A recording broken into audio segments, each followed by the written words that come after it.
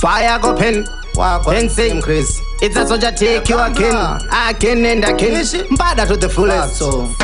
Naizive kuti Jesu idombo zvakareruka tatofamba mufambo namo yanga yakanamirira seurembo asi mbada ndakaramba ndakasimba kunge mbambo vamwe waikaya Mwari ndewe fake vamwe wachigaya kuti ndewe mistake manje naona asi ndati take ndina same crazy nene ndakusimbisa maweki asi ndati hamuna kuziona kuti nini vainipanda nekunze kweri voko ndati hamuna kuziona kuti ndiende kupachivaisa nekunditsikirira hamuna kuziona